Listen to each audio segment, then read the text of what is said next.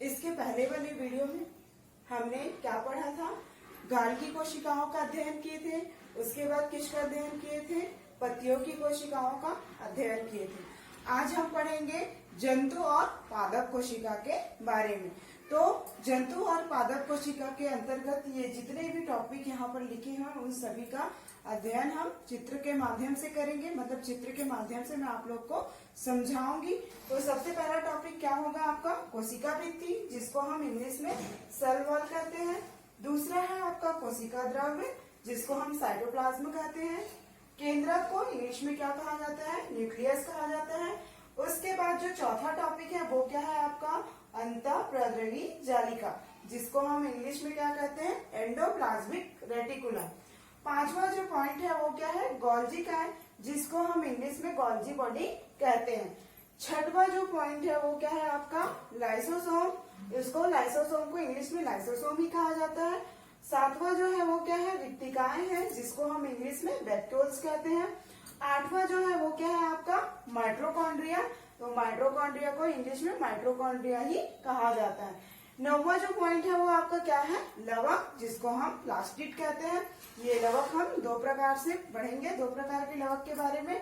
तो इन सभी चीजों को हम चित्र के माध्यम से समझेंगे। आगे देखते हैं इसको चित्र के द्वारा हम कैसे समझते हैं इसको। पादप कोशिका और जंतु कोशिका को हम चित्र के माध्यम से समझेंगे। तो आप लोग देख रहे हो कि जो इस तरीके से ये पादप कोशिका का चित्र है और ये क्या है आपका? जंतु कोशिका का चित्र है। तो यहाँ पर सबसे बाहरी जो ये इस तरीके से लेयर दिख रही है वो क्या है? कोशिका भित्ति है। वो क्या है? कोशिका भित्ति है। कोशिका भित्ति क्या है? पादप कोशिकाओं में ही पाए जाने वाली एक इसकी विशेषता होती है। किसकी? पादप कोशिकाओं में ही कोशिका भित्ति पाई जाती है। जबकि क्या है? जंतु कोशिका में इसका अभाव होता है। यहाँ पर आप देख रहे हो कि ये पादप कोशिका चित्र है, इसमें कोशिका भित्ति दिख रही है, लेकिन जंतु कोशिका में है क्या? नहीं है। तो इसमें अंतर भी आप लोग इस प्रकार से लिख सकते हो कि कोशिका भित्ति में कोशिका भित्ति जो है वो पादप कोशिकाओं में पाया जाता है, जबकि जंतु कोशिका में कोशिका भित्ति का अभाव होता है। आप देखेंगे कि ये कोशिका भित्ति सबसे बाहरी परत होती है, जो कि ये क्या है? कोशिका भित्ति सेल्यूलोज की बनी होती है। किसकी बनी होती है? सेल्यूलोज की बनी एक मजबूत या कठोर क्या होती है? परत होती है, जिसे हम कोशिका भित्ति कहते हैं। ये कठोर, लचीली अथवा छिद्रमयी परत होती है, जो कि कोशिकाओं का आकार एवं सुरक्षा प्रदान करती है। कोशिका भित्ति का क्या कार्य है? ये कोशिकाओं को सुरक्षा प्रदान करती है एवं इसका आकार क्या करती है? निश्चित आकार प्रदान करती है। उसके बाद आप लोग देखोगे कि कोशिका झिल्ली की बात करेंगे तो इस तरीके से आपको ये लेयर दिख रही है, वो क्या है आपकी? इस चित्र में इस तरीके से एक लाइन दिख रही है, वो क्या है आपकी? कोशिका झिल्ली। तो कोशिका भित्ति के बाद क्या पाई जाती है? कोशिका झिल्ली पाई जाती है। ये जंतु कोशिका में भी पाई जा रही है। तो दूसरा अंतर में आप ये भी लिख सकते हो, अंतर लिखने को आता है कि जंतु कोशिका और पादप कोशिका में अंतर लिखे।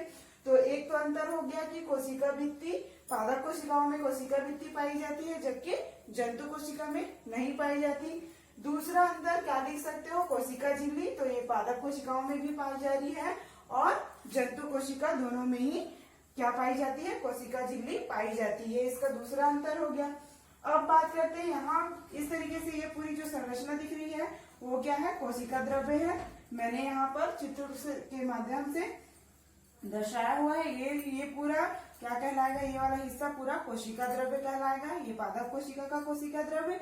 और साथ ही देखोगे कि जंतु कोशिका में ये पूरा जो हिस्सा है वो क्या कहलाएगा? आपका कोशिका द्रव्य कहलाएगा। आप लोग इस बात पे ध्यान देना कि यहाँ पर स्पेस कम था, जगह कम था, इसलिए मैंने कोशिका द्रव्य को ऐसे साइड में लिख दिया है। आप लोग जब चित्र का नामकरण करोगे तो हमेशा किस साइड करोगे? राइट साइड ही करना। जब राइट साइड पूरा भर जाए तब उसके बाद क्या करोगे? आप लोग लेफ्ट इस साइड में भी आप लोग कर सकते हो। ठीक है, नामकरण। लेकिन अधिकतर ध्यान रहे कि जब भी आप चित्र का नाम लिखेंगे तो इस तरीके से इसी साइड में करेंगे। इस साइड बहुत ही कम करेंगे। जब ये साइड भर जाएगा तब इसका नामकरण क्या करोगे? इधर कर सकते हो आप लोग। तो ये चित्र में ये जो दिखाया गया है वो क्या है? कोशिका द्रव्य है। तो कोशिका झिल्ली के द्वारा ही कोशिका द्रव्य का सीमा निर्धारित होता है। किसके द्वारा? कोशिका झिल्ली के द्वारा ही कोशिका द्रव्य का सीमा तय होता है। आप देख रहे हो कि ये यहाँ पर कोशिका झिल्ली है, उसके अंदर का भाग जो है ये पूरा क्या कहला रहा है? कोशिका द्रव्य कहला रहा है। इसलिए ये कोशिका झिल्ली जो है किसका निर्धारण कर रही है? कोशिका द्रव्य की सीमा को निर्धारित कर रही है। ये होता है कोशिका द्रव्य में। और क्या होता है? किसी भी कोशिका की बात हो, चाहे वो जंतु कोशिका हो या पादप कोशिका, किसी भी कोशिका में इस द्रव में भी क्या होते हैं? इस द्रव्य में ही कोशिका के अन्य अंग पाए जाते हैं। जैसे आपका क्या हो गया, इस कोशिका द्रव्य में देख रहे हो ये जंतु कोशिका ये है जंतु कोशिका चित्र, और ये है पादप कोशिका। तो यहाँ पर आप लोग देख रहे हैं जो कोशिका द्रव्य है वो उसी में ही इस कोशिका के अन्य अंग पाए जा रहे हैं, चाहे वो हम जंतु कोशिका की बात करें या पादप कोशिका के। जैसे देखोगे कि यहाँ पर माइटोकॉन्ड्रिया, गोल्जी गाय, केंद्रक और लाइसोसोम इस कोशिका द्रव्य के अंदर ही पाया जा रहा है। मतलब इस कोशिका द्रव्य में ही कोशिका के अन्य अंग पाए जा रहे हैं। ये देखो यहाँ पर माइटोकॉन्ड्रिया हो गया, लाइसोसोम हो गया, केंद्रक हो गया, ये सभी किसके अंतर्गत पाए जा रहे हैं? कोशिका द्रव्य के अंतर्गत। वैसे ही आप लोग देख रहे हो इस जंतु कोशिका में भी आप लोग ये कोशिका द्रव्य के अंदर ही आपको क्या क्या पाया जा रहा है? रिक्तिका पाई जा रही है। माइटोकॉन्ड्रिया और लाइसोसोम ही इस कोशिका के अंदर पाया जाता है। तो इस तरीका से क्या हो गया कि कोशिका द्रव्य किसे कहते हैं? तो कोशिका द्रव्य में ही क्या क्या पाया जाता है? कोशिका के अन्य अंग पाए जाते हैं। उदाहरण के रूप में आपका गोल्जी गाय, माइटोकॉन्ड्रिया और लाइसोसोम हो गया। अब आगे आते हैं कि केंद्रक की बात करते हैं। तो केंद्रक की खोज किसने की? तो केंद्रक की खोज रॉबर्ट ब्राउन ने सन 1831 में की। क्या किया? रॉबर्ट ब्राउन ने 1831 में कोशिका के मध्य जिस संरचना को देखा उसे क्या नाम दिया गया? केंद्रक, जिसको हम न्यूक्लियस कहते हैं। इन्होंने क्या किया? कोशिकाओं का अध्ययन किया तो उसके मध्य में कोई संरचना दिखाई दी जिसे उन्होंने क्या नाम दिया? केंद्रक, जिसको हम इंग्लिश में न्यूक्लियस भी कहते हैं। आप देख रहे हैं यहाँ पर इस तरीके से आप लोग को कैसे जालनुमा संरचना दिखाई देगी, रेशे के समान या धागे के समान इस तरीके से आपको संरचना दिखाई देगी। उसे हम क्या कहते हैं? इस केंद्रक में ही आप लोग देख रहे हो ये जंतु कोशिका का जो चित्र है, यहाँ पर ये धागे जैसे संरचनाएं दिख रही है, ये केंद्रक है ना, यहाँ केंद्रक, और पादप कोशिका का केंद्रक ये है। तो इन केंद्रक के अंदर ही क्या होता है? धागे जैसे पतली पतली संरचनाएं दिखेगी जिसे हम क्या कहते हैं? क्रोमेटिन कहते हैं। क्या कहते हैं? क्रोमेटिन कहते हैं। ये अनुवांशिक पदार्थों का क्या होता है? बना हुआ होता है। जब कोशिका विभाजन होता है तो यही क्रोमेटिन क्या होता है? क्रोमेटिन है वो क्या होता है? छड़ों का आकार का हो जाता है, मतलब छड़ के समान अपना रूप ग्रहण कर लेते हैं, जिसे हम क्रोमोसोम या गुणसूत्र कहते हैं। जैसे कि क्या है, कोई बच्चा है, उसके गुण जैसे माता पिता से बच्चों के द्वारा बच्चों में जो गुण जाते हैं वो इन्हीं के कारण होता है, इन्हीं अनुवांशिक गुणों के कारण होता है। साथ ही जो केंद्रक है वो क्या करता है? कोशिका के सभी कार्यों का संचालन एवं नियंत्रण भी करता है तथा जीवों के गुणों का भी निर्धारण करता है। अब देखिए कि गोल्जी कॉय, ठीक है। इसके बाद आता है आपका अंतःप्रद्रवी जालिका। आप लोग केंद्रक के बाद मैंने टॉपिक लिखा था अंतःप्रद्रवी जालिका। तो अंतःप्रद्रवी जालिका क्या होती है? ये क्या होती है? झिल्ली युक्त नलिकाएं एवं थैलियों का क्या होता है? एक बना हुआ जाल होता है। जो अंतःप्रद्रवी जालिका जो होती है वो क्या होती है? एक जालनुमा संरचना होती है जो कि नलिकाओं का आकार का एवं थैलीनुमा होता है। इसे हम जब इलेक्ट्रॉन सूक्ष्मदर्शी में देखते हैं तो ये अंतःप्रद्रवी जालिका दो प्रकार से दिखाई देती है। कहीं पर ये खुरदरी दिखाई देती है तो कहीं कहीं पर क्या होती है? ये चिकनी दिखाई देती है। मतलब इलेक्ट्रॉन सूक्ष्मदर्शी पर देखने पर कहीं पर जो अंतःप्रद्रवी जालिका है वो खुरदरी दिखाई देगी और कहीं पर चिकनी। जो खुरदरी अंतःप्रद्रवी जालिका जो होगी वो क्या होगी? उसमें राइबोसोम के कोशिकांग पाए जाएंगे जो प्रोटीन का निर्माण करता है। जो खुरदरी क्या होती है? खुरदरी जो अंतःप्रद्रवी जालिका होती है उसमें क्या होती है? राइबोसोम नामक कोशिकांग पाए जाते हैं जो कि क्या होती है? प्रोटीन का निर्माण करती है। और जो चिकनी अंतःप्रद्रवी जालिका होती है वो वसा का निर्माण करती है।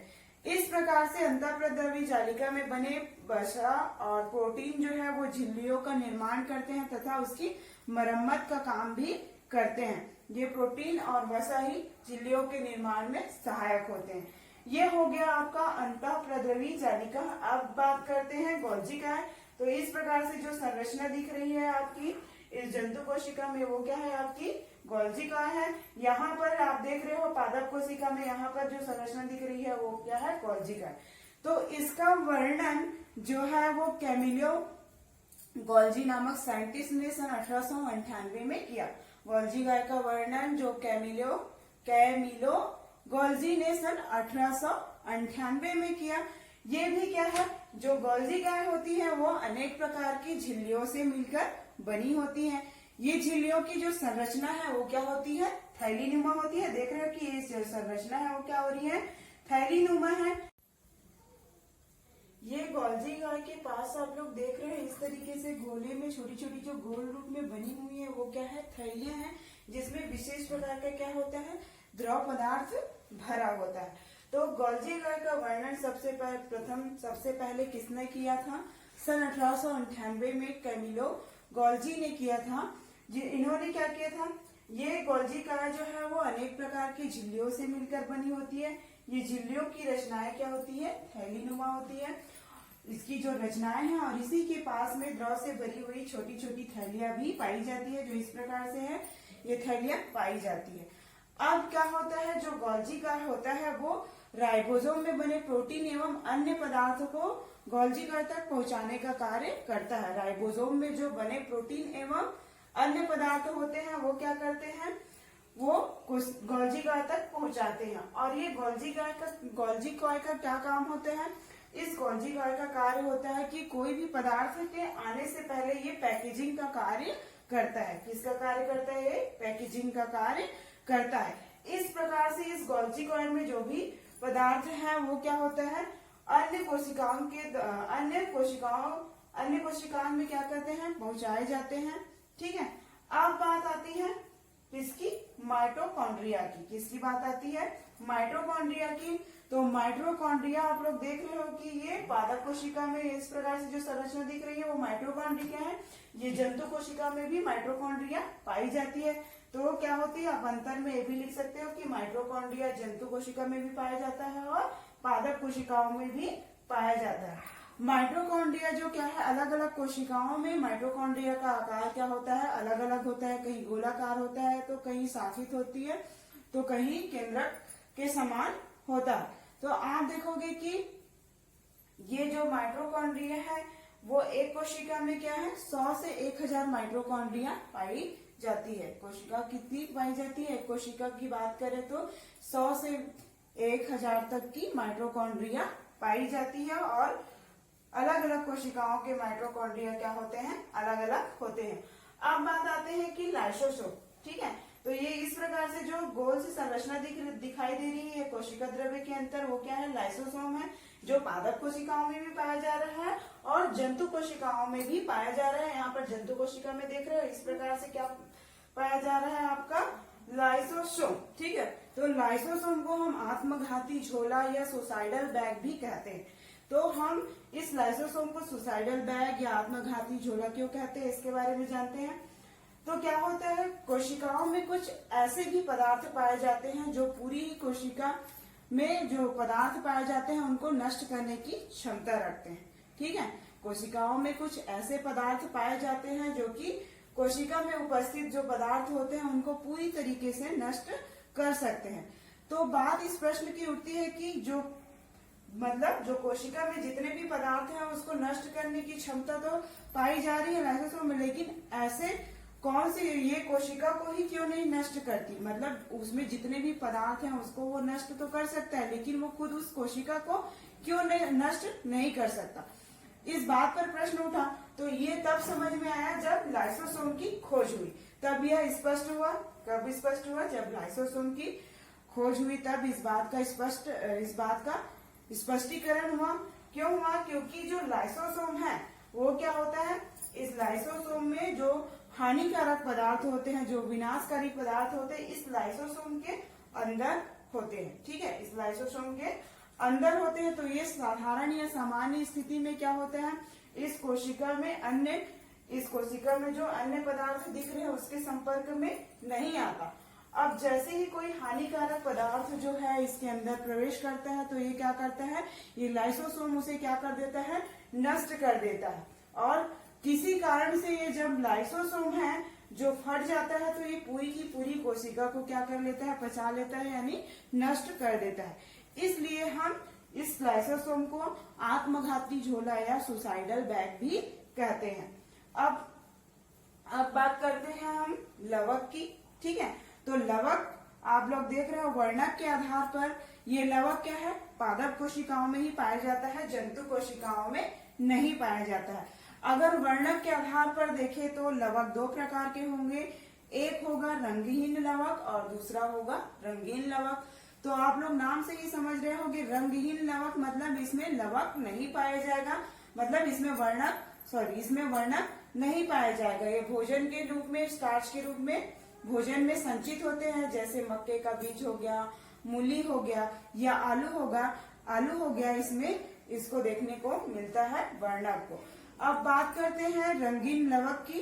तो ये क्या होता है, इसमें वर्णक पाया जाता है, जो कि जैसे कि आप लोग का पत्ती, फूल और बीज जो है उसका कलर जो दिखाई देता है वो किसके कारण ही, इस लवक के कारण ही कलरफुल वो दिखाई देता है। जैसे आप लोग ग्रीन कलर का जो लवक होता है उसको हम क्लोरोप्लास्ट भी कहते हैं।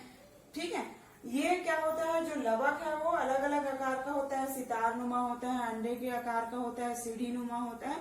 इस प्रकार से ये लवक का भी क्या होता है, जो आकृति है, वो आकार है, वो अलग अलग होती है। अब इसकी बात करें आगे, ये पूरी की क्या हो गई, ये जंतु और पादप कोशिका की संरचनाओं के बारे में हमने पढ़ा। अब बात करते हैं किसके बारे में, कि इसकी अंतर के बारे में आप लोग क्या क्या लिख सकते हो। तो अंतर के बारे में आप लिख सकते हो, सबसे पहले आप हेडिंग डाल सकते हो कोशिका भित्ति। तो क्या लिखोगे, कि पादप कोशिका में क्या पाई जाती है, कोशिका भित्ति पाई जाती है, जबकि क्या होती है, जंतु कोशिका में नहीं पाई जाती है कोशिका भित्ति। दूसरे पॉइंट में आप लिख सकते हो कोशिका झिल्ली। तो आप पादप कोशिका में कोशिका झिल्ली पाई जाती है तथा जंतु कोशिका में भी कोशिका झिल्ली पाई जाती है। कोशिका द्रव्य की बात करें, तीसरा पॉइंट, तो दोनों में ही कोशिका द्रव्य पाए जाते हैं और इस कोशिका द्रव्य के अंदर ही कोशिका के अन्य अंग भी पाए जाते हैं, जैसे माइटोकॉन्ड्रिया हो गया, गोल्गी कायल हो गया, लाइसोसोम हो गया। तो देख रहे हो कि दोनों ही जंतु और पादप कोशिकाओं में दोनों में ही ये पाया जा रहा है। चौथा पॉइंट में आप लिख सकते हो अंतर में, कि केंद्रक जो है वो पादप कोशिका में भी पाया जाता है और जंतु कोशिका में भी पाया जाता है। गोल्गी कायल भी क्या है, दोनों में ही पाया जाता है। पादप कोशिका में गोल्गी कायल पाया जा रहा है, यहाँ पर देख रहे हो, यहाँ जंतु कोशिकाओं में भी गोल्गी कायल पाया जा रहा है। अब माइटोकॉन्ड्रिया की बात करें तो माइटोकॉन्ड्रिया भी क्या होती है, दोनों में पाई जाती है। उसके बाद आप देखोगे कि लाइसोसोम भी है, वो दोनों में पाया जाता है। इस प्रकार से आप इस चित्र के माध्यम से इसका वर्णन भी कर सकते हो और इसमें क्या कर सकते हो, इसका अंतर भी आप लोग लिख सकते हो। अगर आपको चित्र याद रहे, उसके नाम अगर अच्छे से याद रहे, आपको माइंड में रहे, तो आप लोग इसका अंतर इस चित्र के माध्यम से देख के लिख सकते हो।